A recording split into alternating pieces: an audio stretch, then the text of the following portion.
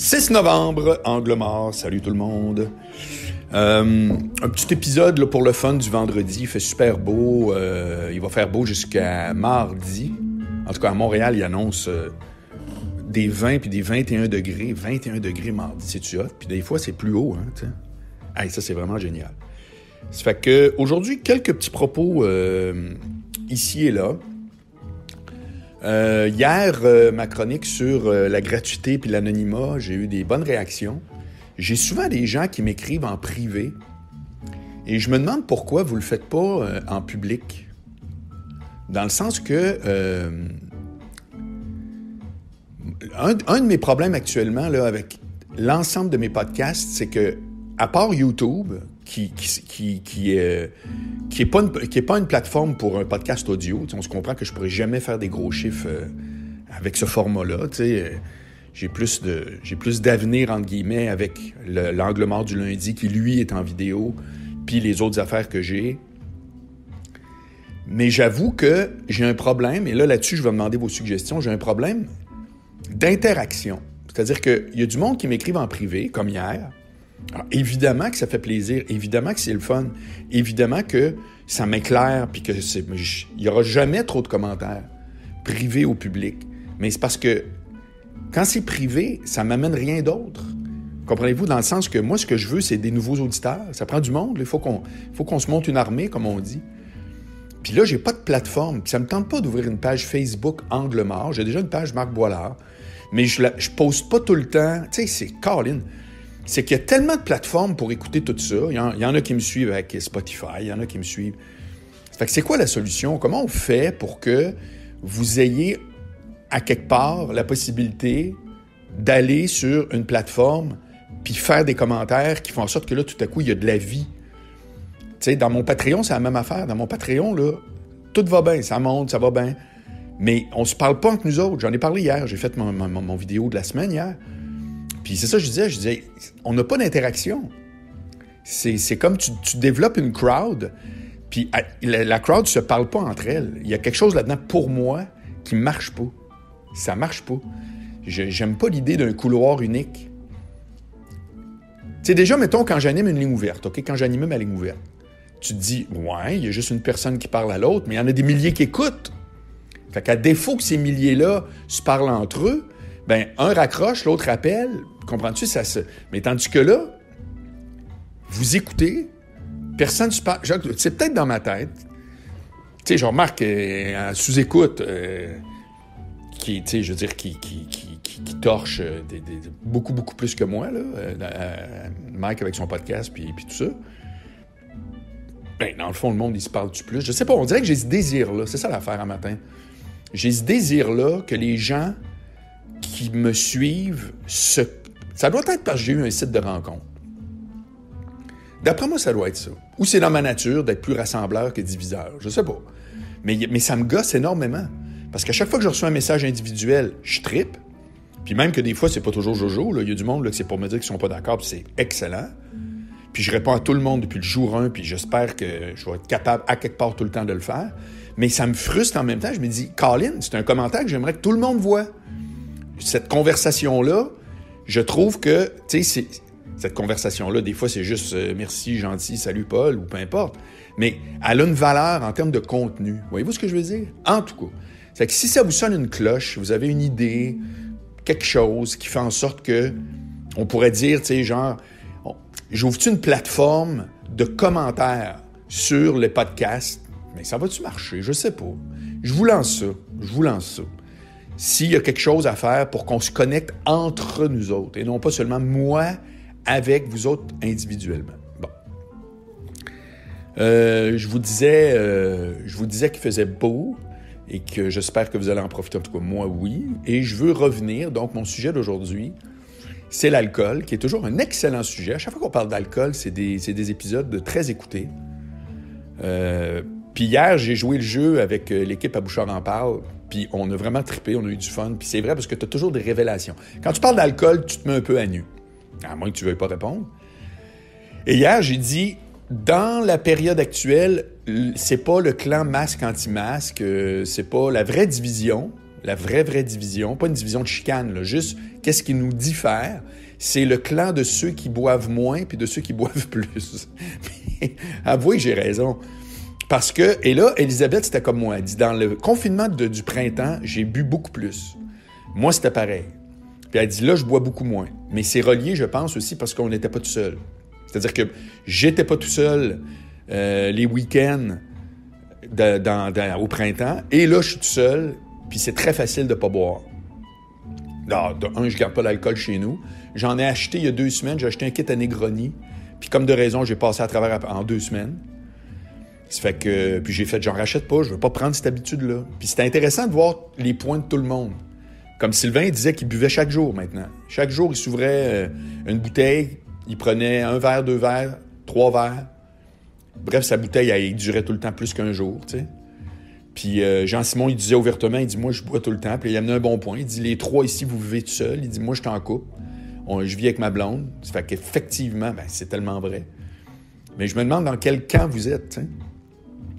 Puis on boit pas tous pour les mêmes raisons. Tu sais, comme moi, je suis un buveur. Je suis un buveur à 2 niveaux. Je suis un buveur social et festif. Puis je suis un buveur anti-stress. Admettons là, que j'ai vraiment un coup là, au genre calvasse. Là, je fais, là, il faut que la steam sorte. Je m'en allais au Midway. Bang. Let's go, on se gaze. Je revenais, je reste à côté. Ça fait que c'est comme, j'en ai pas de char. C'est danger 0. Puis je revenais chez nous, puis tout. Puis le lendemain, je faisais, c'est sûr que là, la journée va être un peu plus longue. Puis bon, bref. Mais ça servait. Honnêtement, je le regrette pas. C'est une manière comme une autre de se déstresser quand c'est fait, bien entendu, que ça devient pas genre que tu bois tous les jours puis que c'est la raison pour laquelle tu bois. Mais moi, j'avoue que, tu sais, genre là, une journée où là, tabarouette, ça va pas bien, telle affaire, là, c'était une de mes méthodes pour relaxer. Mais je vous dis pas d'aller me déchirer. De toute façon, moi, tout le monde le sait, là, au Midway, là. J'arrive à 5h, à 7h30, c'est comme, hey, Marc est encore ici. Ça fait qu'on se comprend, là. Mais même à ça, je l'avoue, tu sais. L'autre, c'est que je suis un buveur festif. C'est-à-dire complètement à l'opposé. Quand j'ai une super nouvelle, c'était la même affaire. Yes! On va faire un tour à la cage, Midway. Breuvage. Ouais, tournée de breuvage, let's go, on s'amuse, c'est du fun. Fin de la semaine, etc. Ça fait que toutes les raisons sont bonnes ou pas bonnes, mais je pense juste que la raison qui est plus tough que les autres, c'est quand, à un moment donné, il faut qu'il y en ait. C'est comme, je peux pas dire que je vais fêter de quoi s'il n'y a pas d'alcool. Je peux pas dire que... Ça, c'est le bout que moi, je veux pas embarquer. C'est ce bout-là que je veux pas embarquer. Mais pour le reste, le confinement, la première période, j'espère qu'il n'y aura pas trop de périodes. La première période, printemps, j'ai bu plus, j'étais pas tout seul. Ça fait que là, tu vois, d'après moi, ça c'est pas d'après moi, c'est clairement, ça fait partie. Celui-là, je suis discipliné à mort. Je bois vraiment moins que jamais, quasiment. Hey, écoute, sérieux. Je regarde ma routine, là, le jeudi, je fais un genre de petit 5 à 7 virtuel avec quelqu'un. Vendredi ou samedi, la semaine passée, je suis allé voir Mike. On est allé sa terrasse chez eux. J'ai amené une bouteille, j'ai passé à travers. Ça se joue beaucoup le jeudi ou le vendredi et le samedi. Je remarque, là, ma séquence, c'est 2 fois semaine, les week-ends. Et là, il peut arriver, mettons, quelque chose que, j'arrête juste à SAQ en bas, puis je ramasse une bouteille de rouge, elle me dure 2 jours. Mais ça, écoute, depuis, mettons, je sais même, des mois, c'est arrivé une fois. Bon. Fait que, tu sais, vraiment, là, on est dans ce détail. Mais je bois beaucoup moins. Ça me fait beaucoup de bien, parce que, veux pas, Midway ici, une petite cage au sport, une patente, tu te rends compte que ça s'accumule. Puis plus ça t'avance en âge, plus l'alcool, la fatigue aussi. Parce que tu dors moins bien, etc. Fait que c'est sûr qu'il y a un côté le fun à boire, les amis, tout, que je veux pas enlever. Mais les bénéfices de moins, sinon pas boire, écoutez, c'est flagrant, là.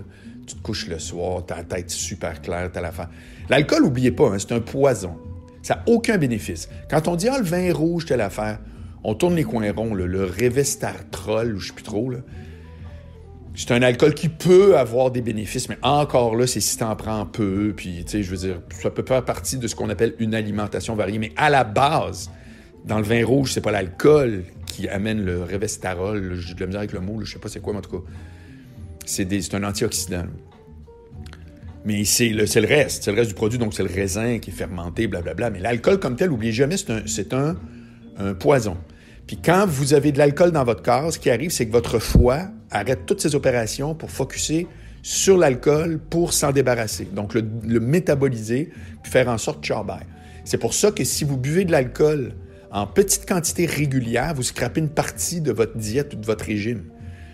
C'est pas à cause que, oh mon Dieu, pourtant j'ai juste pris 1 ou 2 verres tous les soirs, mais j'arrive pas à maigrir.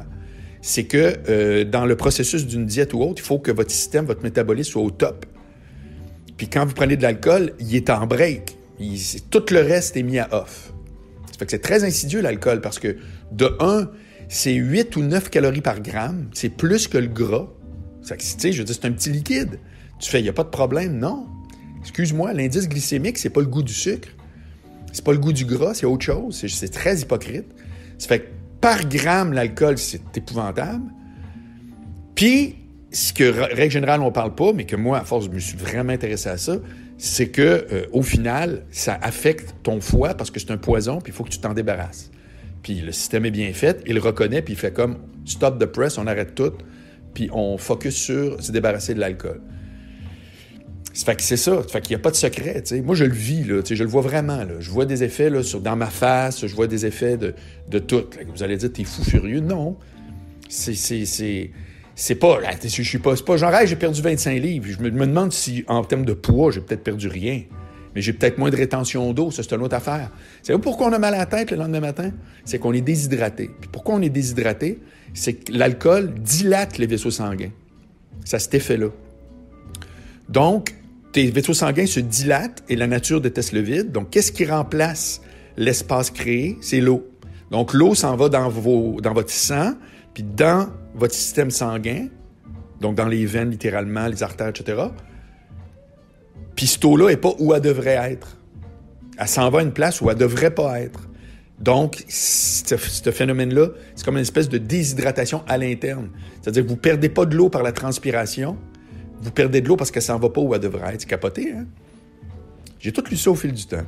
C'est intéressant.